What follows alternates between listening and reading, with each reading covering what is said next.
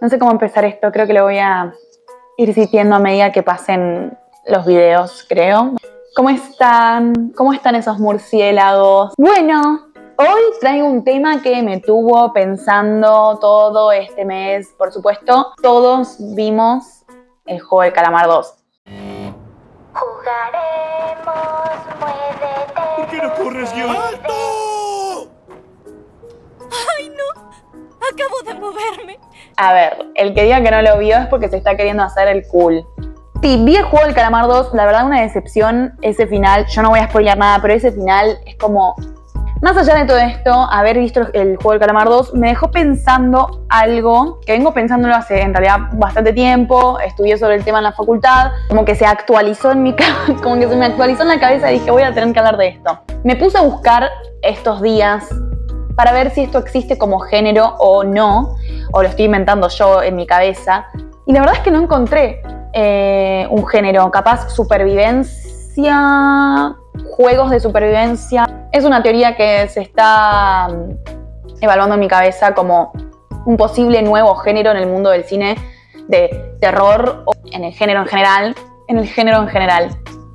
Yo, Judith Butler. Lo que quiero decir es, no hay, por ejemplo, tenemos películas de zombies, películas de apocalipsis, de fin del mundo y toda esa vaina, de reencarnación, películas sobre fantasmas, películas sobre experimentos, pero ¿qué onda las películas que tienen que ver con, o las series, estoy hablando de cualquier producto audiovisual, videojuegos, que tienen que ver con el juego entre la vida y Petit Suisse? No encontré un nombre específico para eso, entonces yo les puse juegos mortales. Y me cuestioné, ¿por qué hay tanto de este género que estoy nombrando ahora, juegos mortales? Tenemos un montón. Tenemos el juego de calamar, ahora salió The 8 Show.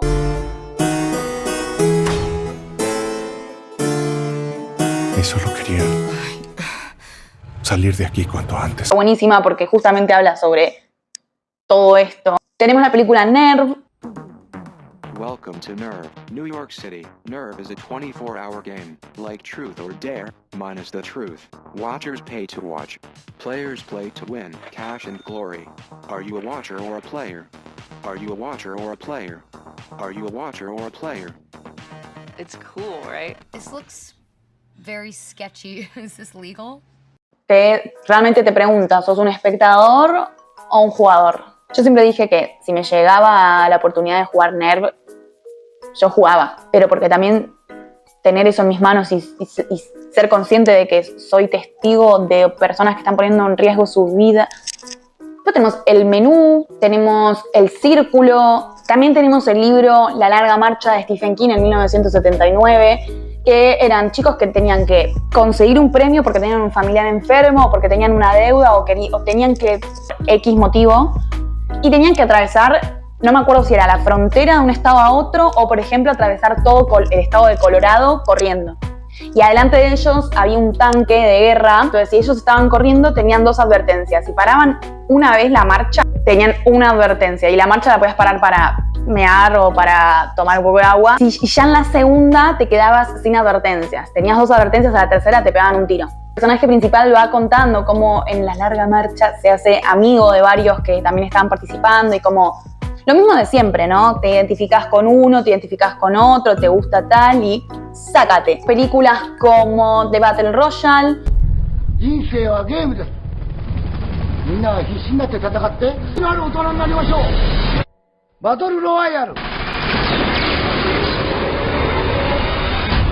Battle Royale era un libro originalmente de 1999 y después creo que en el año 2000 vino la película.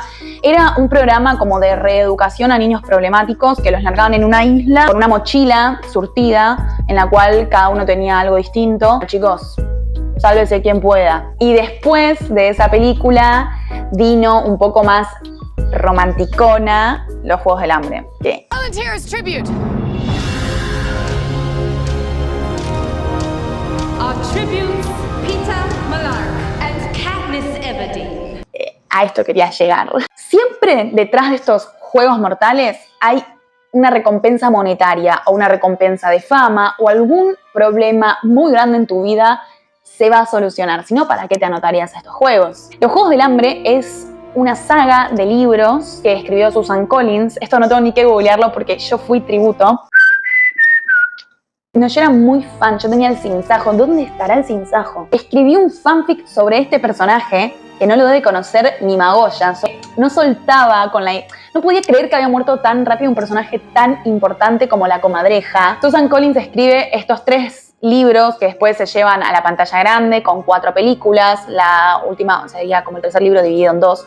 En estas películas un poco se recrea algo que nosotros como sociedad lo tenemos en nuestra historia y estuvo y existió, gente. Esto existió. La arena. ¿Qué es la arena? Ni más ni nada menos que el Coliseo Romano.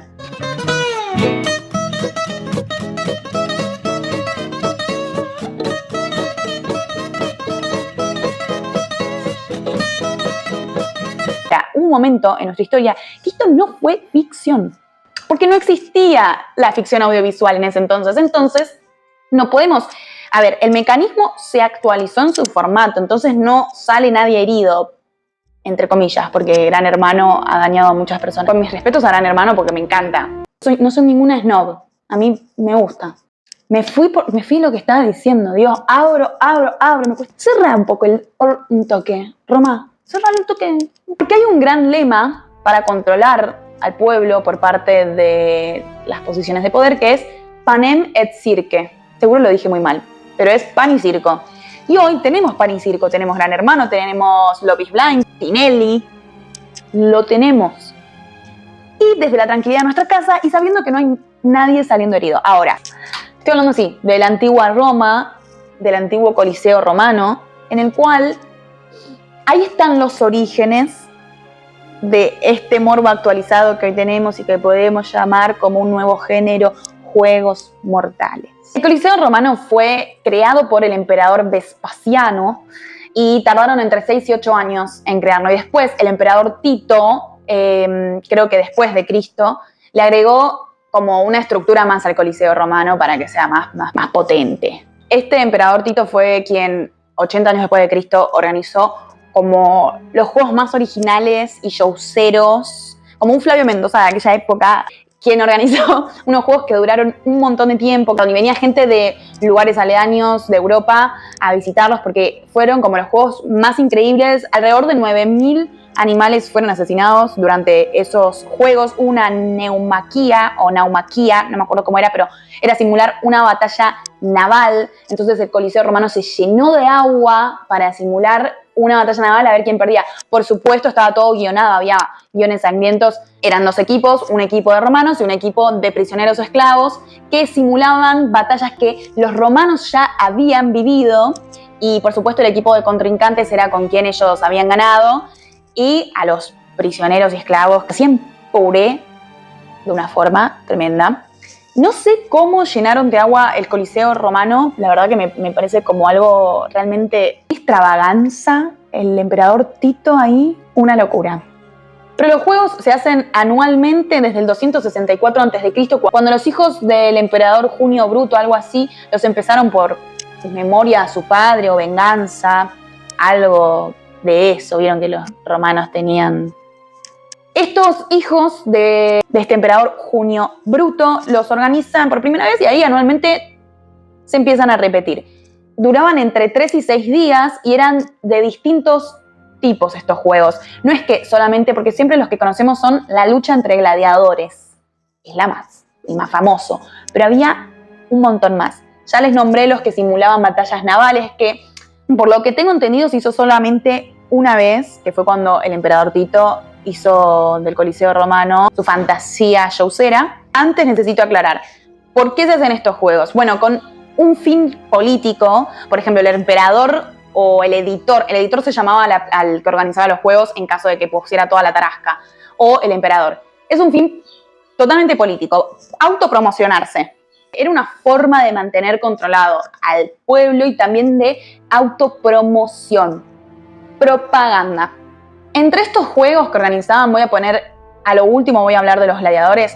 Había otros como, por ejemplo, la lucha contra animales salvajes. Tiraban un tigre, ahí un oso, y metían a un esclavo, un prisionero, por supuesto con una red o con una lanza o con armamento, a luchar con este animal salvaje a ver quién ganaba. Después también teníamos las ejecuciones públicas en las cuales les daban un plot twist medio Disneylandia sangriento, en el cual no era solamente que te ahorcaban o te cortaban la cabeza, literalmente te soltaban ahí con un montón de animales y que los animales salvajes hagan de vos un festín. A veces teníamos un típico juego de supervivencia extrema, metían decenas de esclavos y prisioneros a que se den con todo y es todo contra todos y que se salvara quien pudiera. A veces se salvaba uno y ya estaba medio tambaleando, medio entre el cielo y la tierra, y el público decidía si querían que se quede en la tierra o en el cielo. Porque eso también era parte de los juegos, el público tenía una decisión, gritaban si querían que esté vivo o muerto,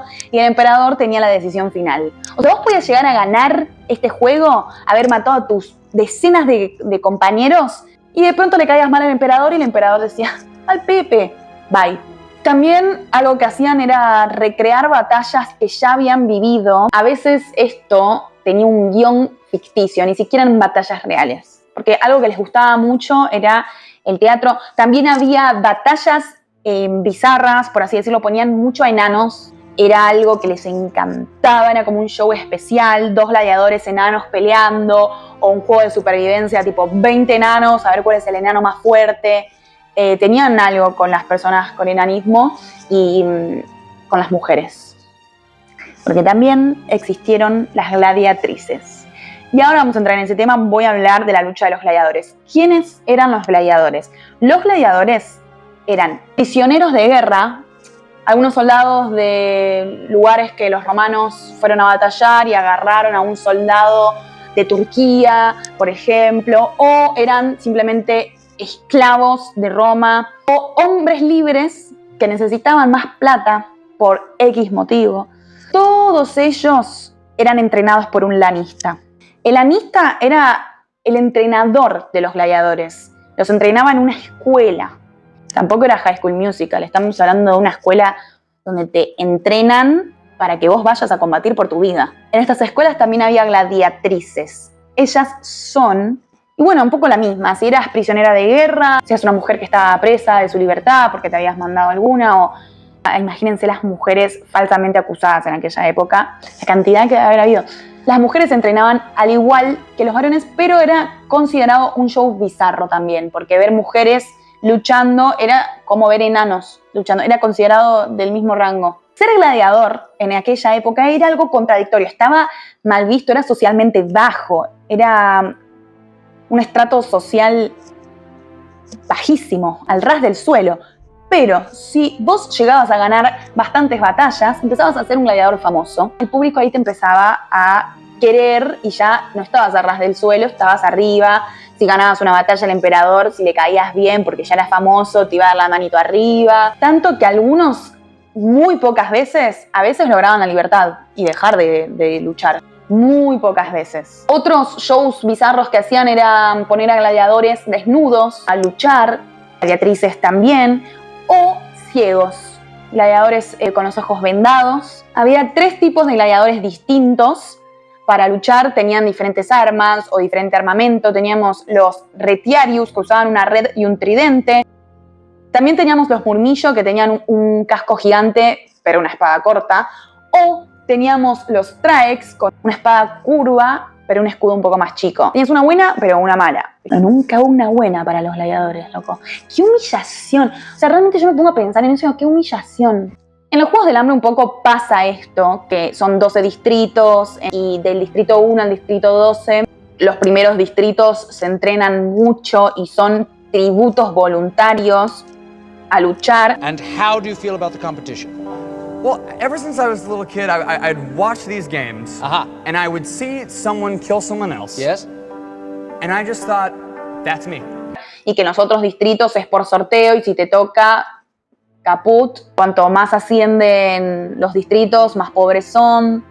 Hay un poco de esto en la película Los Juegos del Hambre, por eso digo que más allá del romanticismo con Peeta Mellark, véanla, porque hay un poco también de... Cuentan cómo los tributos de los primeros, que serían como los gladiadores súper entrenados y súper famosos, tienen 0 empatía y los otros no. Ahora, El Capitolio, la gente del público, si bien le gusta ver esto por morbo, y claramente son unos mercenarios, están perpetuando esto todos los años como castigo de una antigua revolución años atrás. Ahora les estoy contando toda la historia, pero hay algo ahí que se juega con el público que nació en el Capitolio y no conoce otra cosa, que es que ellos sí sienten empatía muchas veces por lo que está ocurriendo y no quieren que se mueran los de los distritos pobres que cero habían entrenado, que estaban teniendo una vida más tranquila. Me enredé mucho para decir algo muy simple, que es, en la película te muestran la contradicción que tenían las personas que habían nacido en el mismo Capitolio entre algo que es parte de su cultura, pero a la vez a veces les disgusta. Cosas que también supongo habrán pasado en la antigua Roma, no lo sé, o no. Era parte de su cultura, ahora estamos haciendo una lectura desde el contexto actual, por supuesto. Bueno, en aquel entonces era algo normal. A ver, ¿cuál es la cartelera del Coliseo Romano? Lucha de bestias. Bueno, voy a ir mañana porque necesito sacar... Y mucha gente trabajaba, muchos romanos trabajaban para eso y ellos no tenían el juego del calamar en Netflix. Nosotros sí. Y a veces eso me hace sentir que actualmente estamos en una sociedad muchísimo más cínica que en aquel entonces. También nos lo muestran mucho las series y películas que vemos hoy en día con esa estética súper cute y sonrisitas y música de juegos para niños, porque es mucho más cínico. Con una sonrisa te digo que se maten entre todos. O armamos un juego que te lleva un poco a la locura. Antes les nombré a Espartaco, uno de los gladiadores más famosos y conocidos de la antigua Roma. Era un esclavo tracio del sector que hoy sería Bulgaria. En ese sector tuvieron una batalla, lo agarraron para que sirva de gladiador en Roma. Se convirtió en gladiador, pero en el año 73 a.C. organizó una rebelión contra los romanos, le salió el tiro por la culata a los romanos, sin embargo, perdió. Recuerden que los juegos se siguieron haciendo incluso después de Cristo. Y la verdad que algo de esto también que me resuena era que cuanto más grandiosos eran los juegos, era una muestra de más poder del editor, el organizador o el emperador hacia el pueblo. Tipo, miren lo que puedo hacer por ustedes, miren todo lo que puedo entretenerlos, miren... ¡Música, maestro! ¡Vamos!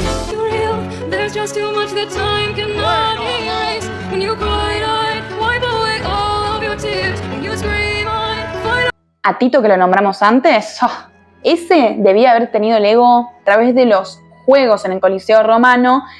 Establecían que el pueblo no se rebelara ante la jerarquía. ¿Por qué? Porque veían en la arena sangre, violencia, como que explotaban todo su odio para que después en la cotidianidad, si el emperador se mandaba de las suyas y abusaba de su poder, ellos calladitos, total. Un manejo mental. En el libro de Orwell, 1984, hablan sobre esto. La población le gritaba y expresaba todo su odio a un enemigo inventado por el Estado, que se llamaba Emanuel Goldstein. Un poco lo mismo, inventemos un enemigo y gritémosle y hagamos que el pueblo dirija toda su violencia hacia ahí, así los mantenemos controlados bajo la alfombra. Es cínico, ¿no? Y yo siento que eso sigue pasando. Y esto fue, podríamos decir, que los orígenes de los juegos mortales, de dónde salieron y cómo fue la evolución hacia el día de hoy en nuestras producciones audiovisuales, a lo que yo quiero llamar como un género nuevo, que por favor, si esto existe, díganmelo, yo busqué, pero no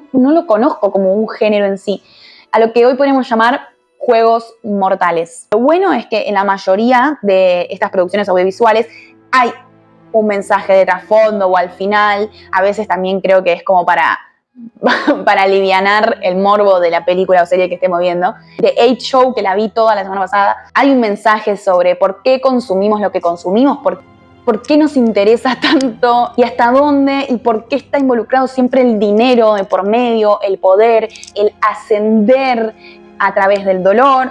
Bueno, hay siempre está ese mensaje tácito o no tácito y completamente explícito en lo que vemos hoy como producciones. Después de entender el origen de todo esto, de haberlo estudiado, de saber que estuvo en nuestra historia, de saber que hay multiplicidad de películas que abordan el tema desde distintos lados, mi pregunta sigue siendo la misma y es ¿por qué nos gusta tanto ver estas cosas?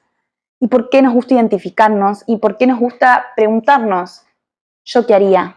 ¿Será que un poco estamos inmersos en algo parecido? Me puse muy conspiranoica. Bueno, para terminar solo quiero decir que con los Juegos del Hambre yo manifesté, y manifesté muy profundo, porque obviamente yo era adolescente y leía esos libros y me enamoré de Peeta Mellark, porque era como la imagen masculina, sensible y hermosa que todas queríamos cuando éramos unas virgas mal.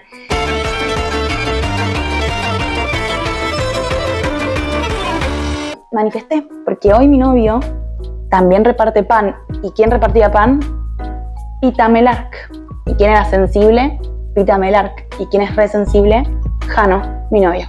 En fin, llena de preguntas y muy contenta porque otra vez lo hice, otra vez me grabé y estoy cumpliendo con mi objetivo de tener este hermoso canal de YouTube y hablar de terrores y miserias, como diría Brecht. Los dejo y nos vemos la semana próxima. Acuérdense de suscribirse, darle like, compartirlo en cualquier grupo de WhatsApp, compra-venta, bolsa de trabajo, tu grupo de amigos, donde sea. Soy Roma Virtual y nos vemos.